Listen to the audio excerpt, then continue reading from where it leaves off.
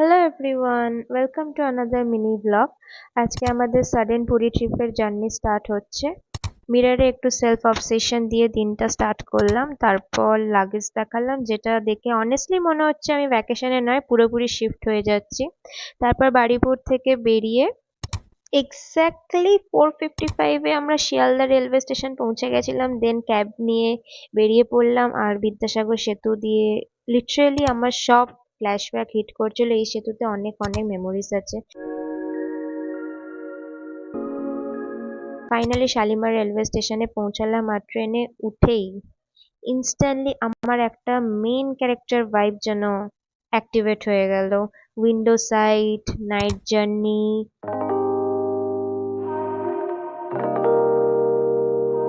Skin care, staying hydrated, healthy girl act করলাম। করে একটু নিজের কাজও ছিল, কাজ করলাম।